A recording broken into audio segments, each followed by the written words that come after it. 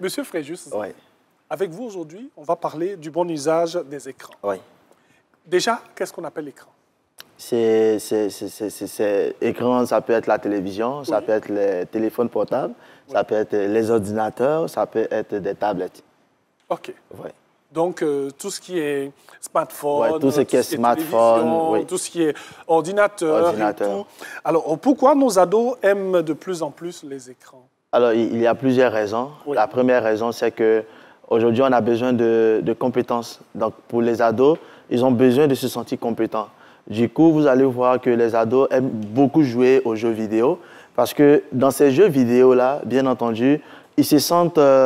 leur système de contrôlabilité, il est actif parce qu'ils ont l'impression qu'ils arrivent à avoir une influence là-dessus.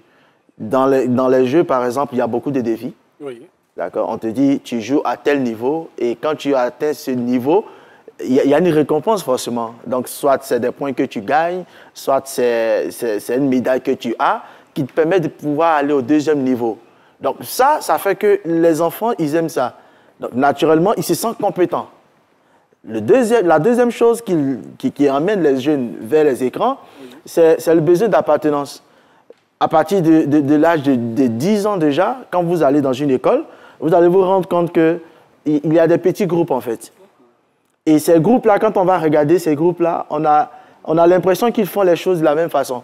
Ils ont la même démarche, ils ont souvent le même tissu même pour leur tenue, ils ont la même chaussure, etc. Donc l'enfant, il a besoin d'appartenir à un groupe. Donc, généralement, quand ils ne trouvent pas sur Internet, par exemple sur les réseaux sociaux, sur WhatsApp, ils arrivent à être dans des groupes où ils se parlent, ils s'entendent, ils se comprennent, ils s'écoutent. Oui. Et ça fait que le jeune, il est à la maison, mais il n'est pas avec nous, il est avec son groupe.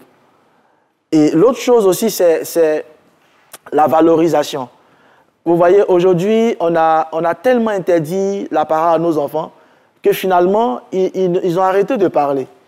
Mais quand vous les trouvez sur Internet, sur les réseaux sociaux, vous êtes étonné souvent de ce qu'ils font. Parce que là-bas, ils ont la possibilité de parler. Là-bas, par exemple, quand ils font un post et qu'on clique sur « like »,« aimer », oui. il se sent utile, il se sent aimé, il se sent reconnu. Et là-bas, il a la possibilité de dire ce qu'il veut. Et lorsqu'il dit ce qu'il veut et que les gens viendront commenter, tout ça les amène à pouvoir rester, à aimer rester sur les réseaux sociaux. Donc, c'est tous ces facteurs-là oui. Qui font partie de notre quotidien. Exactement. Mais qu'est-ce qu'un parent doit faire devant cette addiction? Parce qu'on a les écrans à la maison, on a surtout le téléphone portable que les enfants aiment utiliser. Comment réagir devant ce besoin si intense? Déjà tout à l'heure, j'expliquais ce qui l'emmène à. Justement. C'est de savoir exactement qu'est-ce qui emmène l'enfant à. Je te donne un exemple pratique. Oui. On reçoit un adolescent chez nous et le problème de l'adolescent, c'est qu'il ne se sent pas compris. Par contre, sur Internet, avec ses amis, on lui dit que d'abord, il a un nom, il a un surnom, on l'appelle le champion. Oui. Là-bas, c'est le champion. Là-bas, il a la parole. Oui. Là-bas, quand il parle, on applaudit. Là-bas, on dit il est magnifique. Mais par contre, à la maison, on dit mais regarde-moi ce tocard-là. Voici le problème. Donc, une fois qu'on a compris qu'est-ce qui emmène l'enfant à, derrière, on va mettre des structures sans écran, mais qui permettent de pouvoir régler le problème. Dans ce cas espèce, qu'est-ce qu'on a demandé aux parents de faire? De créer la communication entre eux et l'enfant. De lui donner plus de responsabilités. Savoir qu'à la maison, c'est moi qui décide ça, j'ai des courses à faire, etc. Ça va remonter son niveau de confiance en lui. Et on va commencer, bien entendu, à construire des petits dialogues, des petites discussions, jusqu'à ce que ça soit intense. Donc, une fois que je comprends qu'est-ce qui emmène l'enfant à, je crée des structures derrière, à la maison, mais cette fois-ci sans écran. Est-ce qu'il y a une différence? C'est vrai qu'on parle des ados, hein? Il y a les filles, il y a les garçons. Il y a une différence dans la démarche? Même pas. Tout le monde, aujourd'hui. Et ce qui est grave, c'est que même nous-mêmes aussi, adultes, hein, on est devenus accros. Ah oui. Hein? Donc, sans le savoir aussi, si vous voulez, on transfère ça aux enfants. Ils nous copient. Ils nous copient. Ouais. Parce que déjà, on se lève le matin. Ouais. La première des choses, il y a quelqu'un que je connais qui disait, avant même de prier, on prend le téléphone. Bien sûr, bien sûr. Après c'est de montrer aux enfants à quoi sert un téléphone. Parce qu'aujourd'hui, le gros problème qu'on a avec les enfants, les adolescents, c'est pas qu'ils ont un écran. Non, non. Mais c'est ce qu'ils font avec ça. Quand on regarde ce qu'ils postent sur les réseaux, quand on regarde les photos qu'ils prennent, etc., c'est un manque d'éducation aux écrans, en fait. Mais est-ce qu'on explique aujourd'hui à nos enfants, avant même de leur donner un téléphone, est-ce qu'on leur explique ce qu'on doit faire avec? Bien sûr. Récemment, il y a un ami qui est en train de lire sur son téléphone, et puis il a son garçon de 5 ans là, qui dit, mais papa, pourquoi pour toi là, il y a beaucoup d'écriture dessus comme ça? Par contre, maman là, elle met des choses, et puis nous on regarde. Des choses de Facebook, on lit, tout ça. Il dit, non, je suis en train de lire. Et puis l'enfant qui lui demande, ah papa, on lit aussi sur téléphone? Il dit, oui, on peut lire, ça s'appelle des e-books. Donc c'est devenu une activité pour lui. Une fois que son papa s'installe au salon, il dit, mais papa, il faut mettre en valise. Et donc ce que le monsieur a fait, il a téléchargé donc des ouvrages pour enfants. Et quand ils viennent, mais ça c'est une éducation. C'est très ingénieux. C'est une éducation qu'il a commencé. Au fur et à mesure que l'enfant va grandir, il va comprendre que le téléphone, c'est vrai, de base, ça permet d'appeler, mais aussi on peut lire. Il n'y a pas que des jeux. Il n'y a pas que des jeux. Il y a de l'instruction. Il y a de l'instruction. S'inscrire dans des groupes, en ligne, apprendre, lire, télécharger des livres, e-books qui sont disponibles.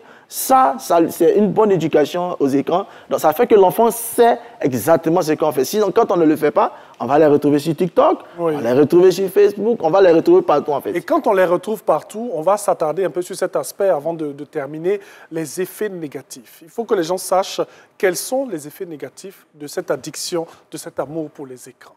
Déjà, ils ne dorment pas. C'est la mauvaise nouvelle. Déjà, ils ne dorment pas.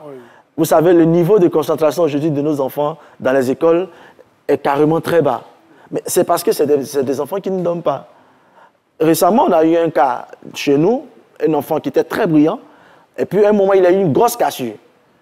Bon, on a fait tout le diagnostic qu'on pouvait. Bon, on n'a rien trouvé.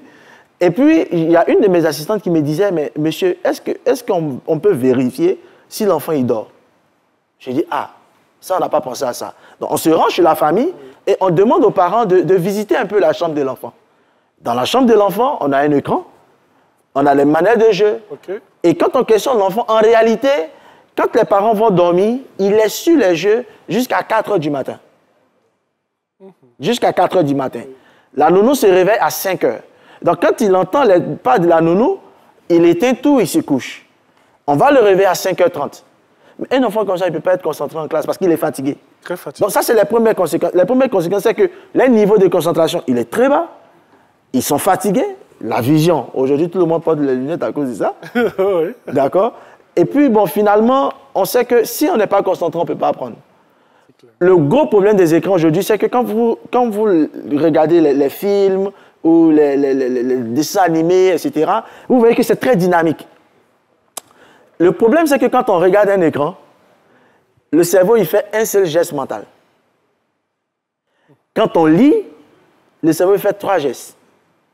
Là, si on vous dit un chien, vous voyez un chien dans votre esprit, mais si on vous demande de décrire le chien, ce qui va se passer, ça sera forcément différent du chien que moi je vois. Mais si on projette un chien sur l'écran, on va constater le même chien. Bien sûr.